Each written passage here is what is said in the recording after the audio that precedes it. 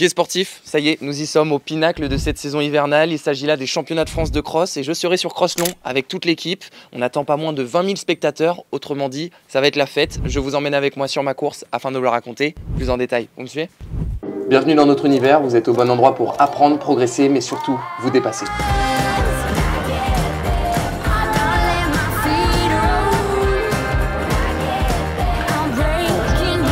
Ensemble, on va se faire plaisir. Et on n'oublie pas de se faire plaisir. Allez, 1, 2, 3, France!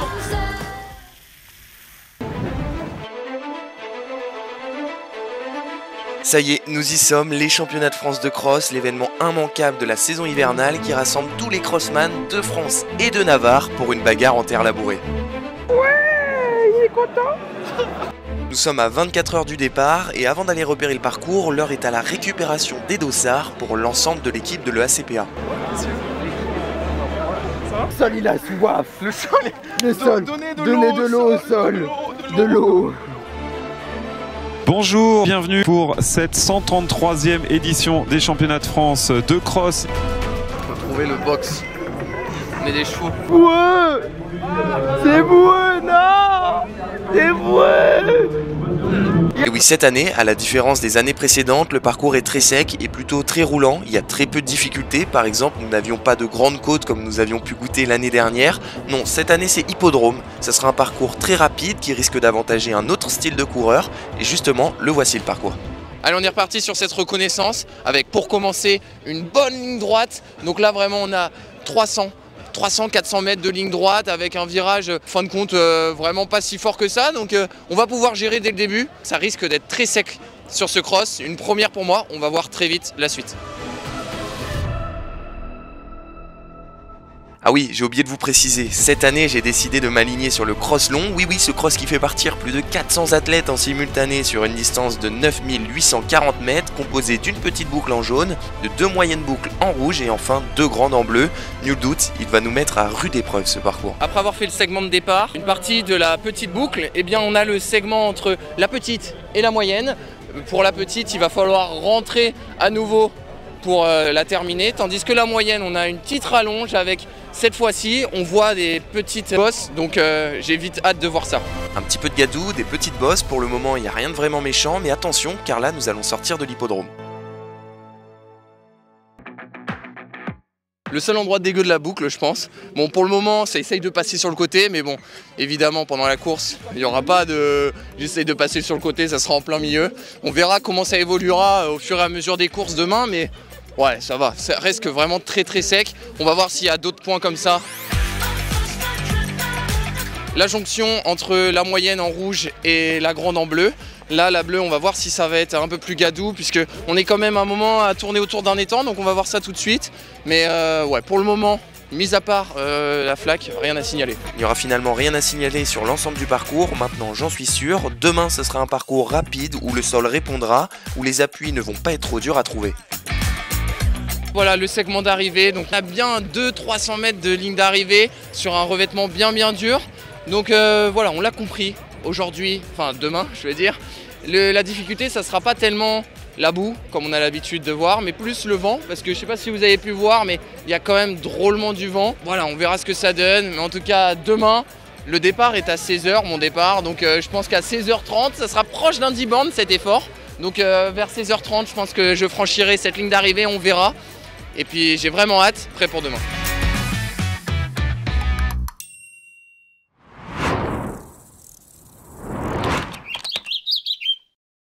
Bonjour et bienvenue sur Athlé TV pour cette 133e édition des championnats de France de cross ici à Challans en Pays de la Loire. La Vendée qui nous accueille sur l'hippodrome Éric Raffin en ce dimanche 2 mars ensoleillé. Effectivement, on est très content de vous retrouver sur l'hippodrome de Challans. Challans qui a déjà accueilli les championnats de France élite de cross en 2006 et on est ravis de faire ce championnat sous le soleil. Du vrai socialisme, hein. Enfin, je me comprends. Bref. On dirait un gros bébé. Gros bébé. La peur. J'ai entendu entendu que ça parlait du 5 contre 1 entre Mathéo et moi. Pas de soucis, moi je vais mettre sur moi. Qui finit devant? Non, c'est Mathéo qui est contre les c'est fini. On va aller 100 balles. Allez, 100 balles. 100 balles. Je parie pas. Bon alors, sensation d'avant-course, bon, on a eu une petite montée de stress parce que je retrouvais plus ni mon maillot ni mon dossard. Mais bon, au final on l'a retrouvé, il était pas très loin dans le minibus. Et écoute, ma foi, il fait beau, le parcours est roulant, donc on peut avoir que des meilleures sensations qualify et régionaux. Donc je pense que c'est un bon cross, on va prendre un maximum de plaisir et faire la meilleure course possible. Et voilà, pas de regrets. C'est vrai Clément que tu avais oublié dans le minibus dossard plus maillot? Non mais alors ça, franchement c'est ce qu'on dit les ennemis pour essayer de te perturber, mais fais-moi confiance, tout était sous contrôle. Putain, les ennemis, ça va bientôt faire partie de la famille des Bulboquet. Aujourd'hui c'était un cross très roulant. Bonjour à tous, Maxime Reporter, sur le cross long, grand soleil, terrain sec, reste plus qu'à courir. Bonjour tout le monde, parcours très roulant. Donc ça va peut-être être à mon avantage. Bah écoute, moi j'ai rien à perdre, hein. On va jouer le fond de tableau de Sergi quoi. Alors un petit point avant ces France de cross. Le parcours a l'air super roulant, ça va aller très vite. On a un départ qui est grand, qui est assez long. Il va falloir se placer dès le départ, partir un peu sur la bonne allure de suite, pas se laisser distancer. On a une arrivée aussi qui est assez longue, donc faire attention à pas être surpris sur la dernière ligne droite parce que c'est souvent là où la différence entre moins 20, plus 20 places peut se faire. Donc. Et puis on va essayer d'aller titiller Monsieur Cugnot, hein, aller le battre sur ces France à la fin de la saison. Mathéo et Clément, moi je vote Mathéo. Je vote Mathéo parce qu'il revient de loin et Clément avait oublié son maillot dans le minibus et je pense que c'est un signe. C'est un signe, il a peur. On y va, on écoute Mathéo. On n'a pas le droit après hein, de faire la Allez, on change de tête.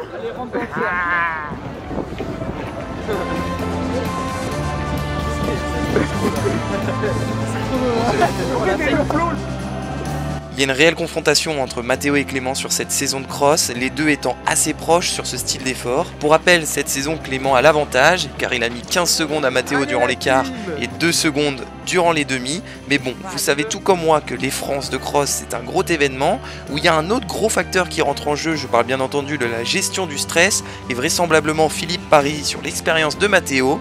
Écoutez, moi je me prononce pas, j'attends de voir, et vous savez quoi, nous allons voir ça dans très peu de temps. Les sensations avant le départ étaient vraiment plutôt bonnes, j'étais super excité d'être là. Il faisait beau, vraiment il y avait une super ambiance. Donc globalement on parle sur l'échauffement, plutôt des bonnes sensations. On a essayé de changer un petit peu en faisant 2 minutes d'actif, histoire d'arriver un peu à avoir le cœur assez haut avant la course.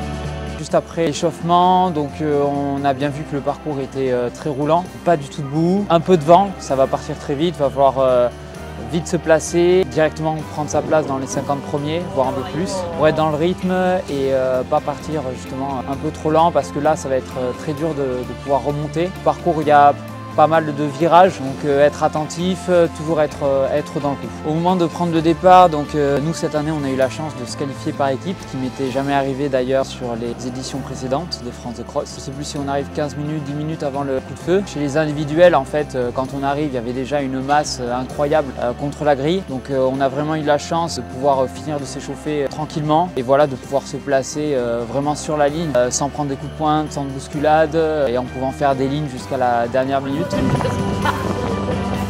Allez, sur la ligne de départ dans moins de 10 minutes. On a de la chance d'être en équipe, donc on n'a pas besoin de se batailler comme doivent faire les individuels. On a notre box, on est sûr d'être en première ligne, donc ça c'est top.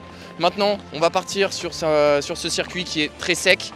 On va voir comment ça va jouer. Moi, j'ai jamais fait un France de cross aussi sec, donc à voir, ça risque d'être proche, comme je l'ai dit, d'un 10 km. Donc on va voir, on va vraiment essayer de gérer, mais il va falloir quand même sortir son épingle du jeu dès le début parce qu'il y a quand même 450 personnes, 450 coureurs, c'est pas rien. Donc on verra. Je pense que notre ami Baptiste va tirer vraiment son épingle du jeu parce qu'il n'y a pas de bout, il y a pas mal de relances, mais vu la forme qu'il a actuellement, je pense qu'on peut jouer une place assez intéressante. Je ne veux pas dire un podium, mais pourquoi pas à la bagarre. Sans ça, pour l'équipe de Sergi, on a une bonne équipe. C'est entre Clément, Mathéo, Kaoding, Florian, on a Maxime.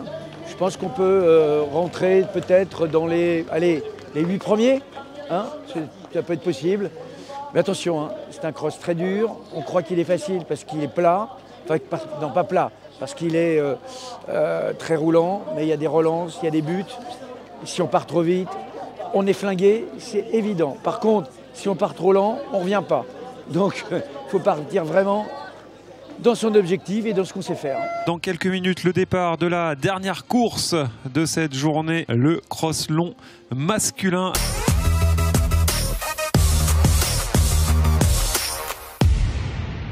Le dernier jingle et le dernier visuel de ce parcours, le départ 490 mètres, petite boucle une fois, moyenne boucle deux fois, grande boucle deux fois. C'est un vrai tourniquet qui nous attend. Fabien Palko, ouais. Valentin Gondouin, elle a la fière allure cette startiste. Oh oui, et puis je pense qu'on peut rajouter d'autres, Baptiste Fourmont, Jarre, Nicolas Vitré qui a fait 2 aux inter-centres. Et regardez chez les U23 et chez les Masters, ça a aussi une très belle allure. Quand on voit Florian Carvalho qui est toujours là, on l'a vu sur le relais hier. Et là, il va être à la bagarre pour le titre en M0. Pour ces championnats de France de cross, je vise un top 50. J'avais juste envie de partir, on était avec l'équipe dans le box. Voilà, j'avais envie que la course commence, prendre un max de plaisir. La tension monte sur cette ligne droite de départ. Comme vous pouvez le voir, j'ai rejoint le SAS Elite, un SAS qui est ouvert aux athlètes ayant fait podium lors de leur demi-finale, afin de pouvoir laisser la place dans le box aux gars de mon équipe.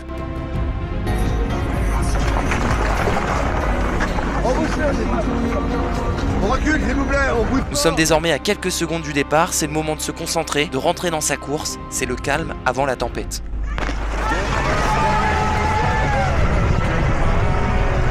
Départ de la course, ça part super fort, je vois des gens partir vraiment super loin. Et moi je me dis que je reste dans ma stratégie, je vois Matteo qui est déjà bien loin et je me dis que je vais le remonter et qu'il va peut-être craquer.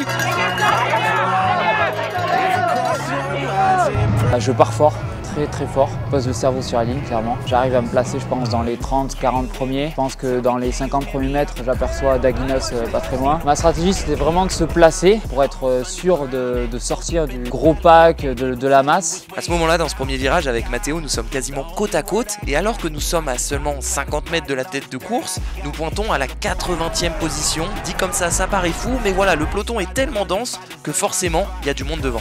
Alors je m'étais établi une stratégie, c'était de partir plutôt sur un rythme pas trop rapide, partir quand même bien pour essayer de se placer et après essayer de remonter les gens pour essayer d'aller accrocher, enfin pas la tête de course mais des gens quand même plus forts que moi. Et au fur et à mesure sur la petite boucle, clairement je suis parti beaucoup trop fort par rapport à ce que j'allais pouvoir tenir sur la suite. Donc j'ai un peu ralenti le rythme et j'ai laissé passer un peu de monde pour un peu retrouver mon souffle et me caler sur le rythme que j'allais pouvoir tenir sur les 8-9 km restants.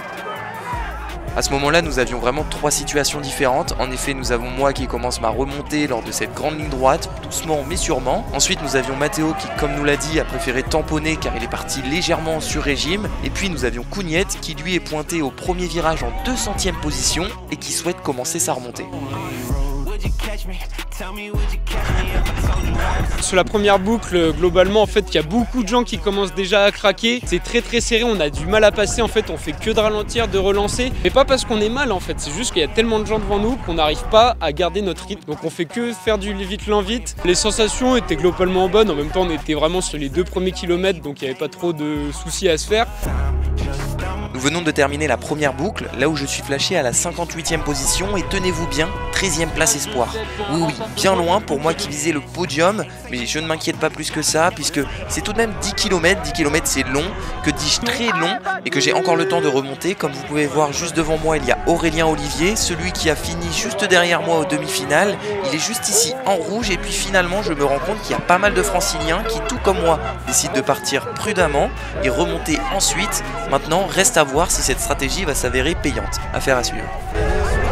Plus de moyenne boucle, je me sens encore bien, il y a un peu moins de gens devant moi, donc là je me dis que ça y est, il faut commencer à remonter. J'essaye de suivre un mec qui s'appelle Théo Moussu, qui est quand même assez fort sur semi. Et en fait je croise pas mal de gens qui ont quand même plutôt un bon niveau et qui craquent.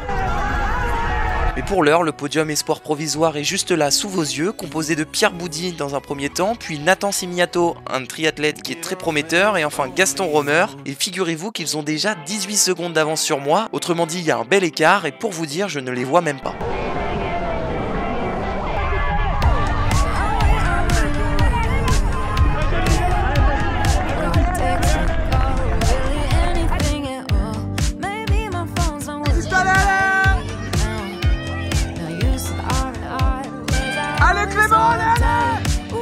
L'ambiance au bord du tracé est folle et rien que pour ça, c'est vraiment un plaisir les France de cross. Peu importe où ils se tiennent, c'est toujours une belle fête.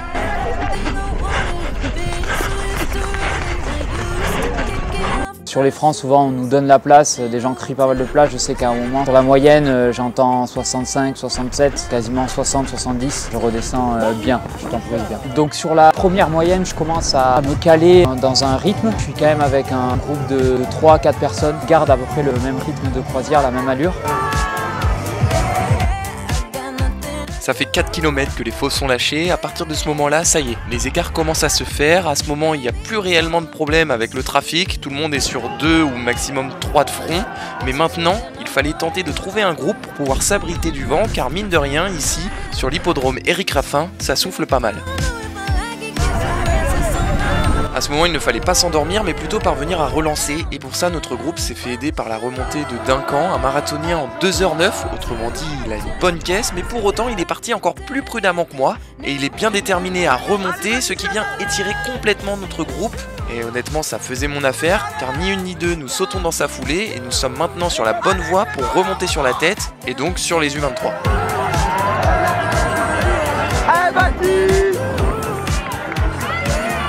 Sur cette première moyenne boucle, sans aucun doute, je suis vachement bien remonté dans le classement général, passant de la 58e à la 38e place, soit 20 places de gagné. Et sur le classement U23, là ça se complique puisque je suis en 7e position. Alors oui, je suis bien remonté, mais je ne suis toujours pas au bord du podium alors que nous nous approchons de la mi-course. Le groupe fonctionne bien parce qu'on arrive à remonter sur quelques personnes qui commencent à péter. Donc c'est pas énorme, je pense que sur la première moyenne, on doit ramasser une dizaine de coureurs peut-être au fur et à mesure sur les 2 moyennes. Donc voilà, on grappille au fur et à mesure en gardant le même rythme avec ce groupe de 3-4 personnes. Mais voilà, à ce moment-là, je commence à remonter doucement. Allez Clément, allez!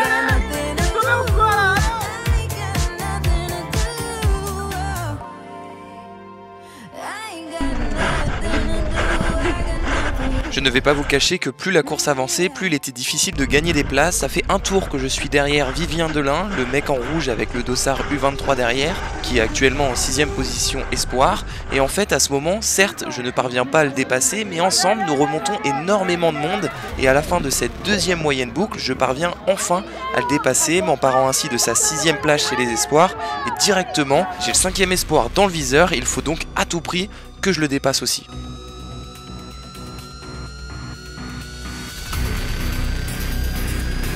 En ce qui concerne le classement Scratch, je suis en 31e position. Honnêtement, ma place au Scratch est vraiment bonne, mais il s'avère que les espoirs sont particulièrement en forme cette année.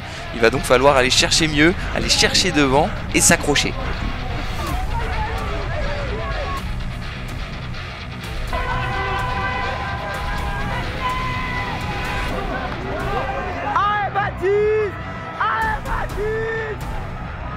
Nous entamons l'avant-dernière boucle, soit la première des 2 grandes boucles à parcourir, et je me rends compte que non seulement j'ai le 5e espoir dans le viseur, mais j'ai aussi le 4e. J'allais donc certainement pouvoir faire une pierre deux coups, et pour ne rien vous cacher, une fois que j'avais dépassé Octave et Ayoub, j'étais persuadé que j'étais sur le podium espoir, jusqu'au moment où j'entends un spectateur qui m'encourage. Déjà, merci à toi, ça fait plaisir, et il ajoute en me disant « Tu es 3/4e espoir ». Et là dans ma tête je me dis, comment ça 3/4e espoir? C'est plus 3e ou plus 4e? J'ai tout de suite compris que ça sentait le roussi cette histoire, et c'est ça le principal problème de cette technique, c'est qu'il est difficile de pouvoir faire les comptes en partant de l'arrière comme je l'ai fait. Et qu'à ce moment j'avais simplement aucun moyen de le savoir, je n'avais pas de visu sur les espoirs de devant. Allez Florian, allez! Allez Candy! Allez Karen, allez! Enfin si, il y avait un seul moyen de le savoir, c'est d'aller vérifier, et c'est comme ça que pour la première fois de la course, je prends le lead avec certes 3 espoirs sur mon porte-bagages, mais peu importe, je voulais tenter le podium coûte que coûte, donc je me donne les moyens, dès maintenant, car après il sera certainement trop tard.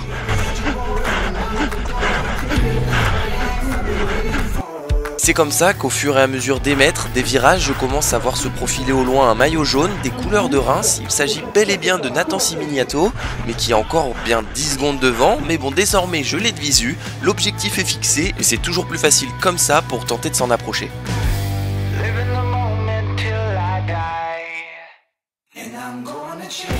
À ce moment, je suis rejoint par l'arrière par Damien Gras qui a, pour la petite anecdote, une foulée tellement remarquable que j'ai su le reconnaître grâce à son ombre, juste avant qu'il vienne me doubler. Mais bon, nous sommes pas là pour parler de sa foulée, mais plutôt pour parler du relais qui vient de me prendre. Quelle aubaine ce relais, il allait très vite, mais pas trop vite, donc j'ai su sauter dans sa foulée, et en l'espace de cette grande ligne droite, il a pu me faire la jonction avec Nathan, et maintenant mon but, c'était pour de bon rentrer sur le podium espoir.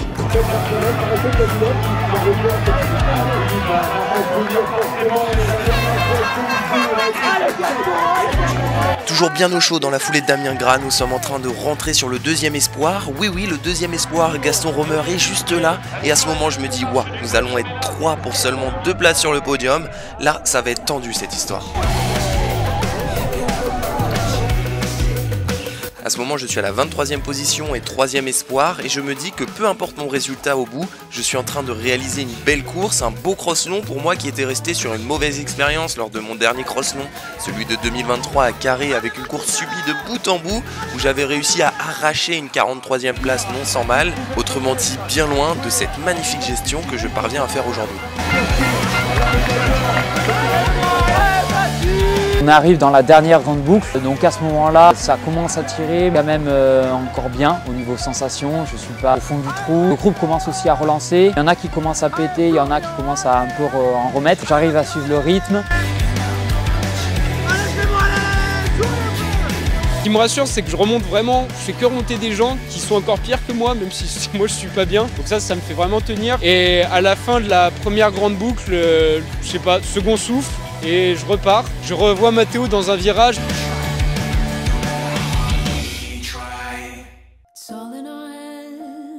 Nous entrons dans le Money Time et je sais pas si vous avez pu le voir, mais je suis passé devant Gaston Romer. Je réussis à toucher des doigts cette seconde place, mais Gaston en rouge s'accroche. Il est juste derrière moi et vous verrez qu'il est coriace. J'ai du mal à m'en défaire. Je n'ai pas dit mon dernier mot car là, quand Damien relance sur cette grande ligne droite, je décide de prendre sa foulée. Peu importe si je pète, je me dis c'est maintenant qu'il faut que je fasse l'effort.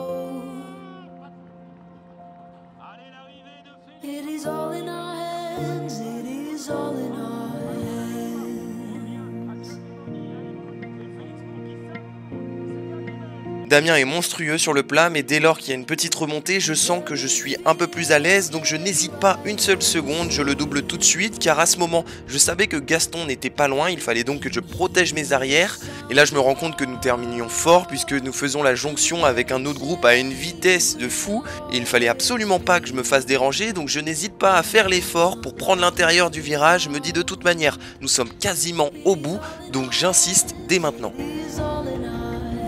Donc l'arrivée, c'est une ligne droite qui est très longue. Ça commence par un virage et ensuite on a cette fameuse ligne droite. Qui lève les bras, qui profite, mais celui qui va taper dans les mains des spectateurs, c'est le futur champion de France de cross long. Il porte le maillot du Racing Multiathlon. C'est Félix Bourg qui remporte ce titre tant recherché, tant convoité. La médaille d'argent sous le drapeau au bout de cette ligne droite, c'est Fabien Palco du Dijon Université Club qui sera vice-champion de France de cross long. La médaille de bronze ira au cou de Étienne Daguinos pour l'US Talence.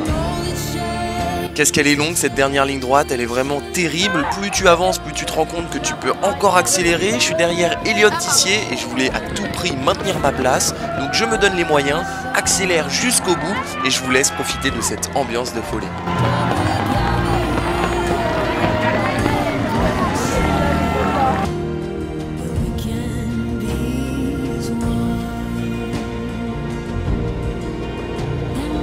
Et lui aussi sur le podium des France Élite de Cross il y a quelques années. Alors là, vous avez vu, c'est Baptiste Cartiot qui est également espoir. Podium espoir pour Baptiste Cartiot, confirme complètement. Gaston Romer également. Et là, je décide de redonner vraiment un coup de fouet, un coup d'accélération sec. C'est là où il faut aller chercher le top 50. Il y a juste un coureur qui se décroche et qui essaie de me tenir sur l'accélération. J'essaye de tenir. Je me demande d'ailleurs au milieu de la ligne droite si j'ai pas réaccéléré un peu trop tôt. Et on finit vraiment coude à coude sur la ligne. Allez, accélère! Et donc grande boucle, je fais que relancer. La dernière ligne droite en sprint, je remonte beaucoup de gens. Le bilan c'est mauvaise place, mais ce que je peux en tirer c'est que l'année prochaine, il faut vraiment que j'arrive à arrêter de finir fort et plus me donner pendant la course. Content de ma course, content d'avoir participé à l'événement. Le championnat de France de cross c'est toujours sympa, il y a toujours une belle ambiance, de beaux coureurs, ceux qui sont à l'avant, ça cavale fort. C'est dommage qu'il n'y ait pas eu un peu de boue pour s'amuser réellement. Après, c'est pas réellement un vrai cross, mais c'est pas grave, c'est les crossman qui s'y connaissent. Et à chaque tour, il gagne à peu près une douzaine de places. 37, 28 et dans le dernier tour de la grande boucle, il est 17 ou 18 à peu près. À un moment donné, il était 7e espoir et il remonte 2e espoir. Donc la tactique de partir sur un parcours quand même assez exigeant, de partir plutôt tranquille, a payé puisqu'il termine 2e espoir. Et ça, je pense qu'une course comme ça va lui donner le moral. Et pour la saison à venir, je suis assez content, même très content. D'argent de l'EA Cergy Pontoise, athlétisme, Baptiste Cartio.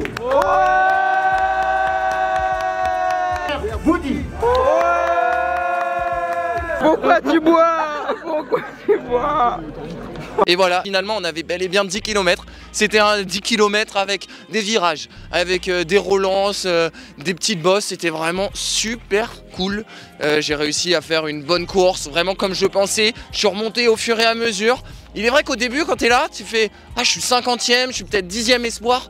Oh, je suis super loin !» Mais en fait, voilà, faut pas lâcher. Faut être sûr de ce qu'on fait, faut savoir son effort. Donc au fur et à mesure, je suis remonté. 5e espoir, 4e espoir, 3e espoir et même 2e espoir, et puis j'arrive à terminer au sprint juste derrière Elliot Tissier, vraiment à bloc.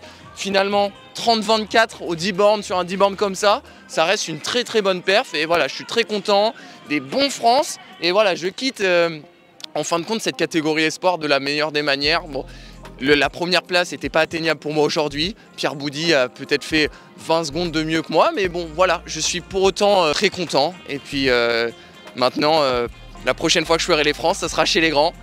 Et puis j'espère que cette vidéo vous a plu, et sur ce je vous dis à bientôt. Salut.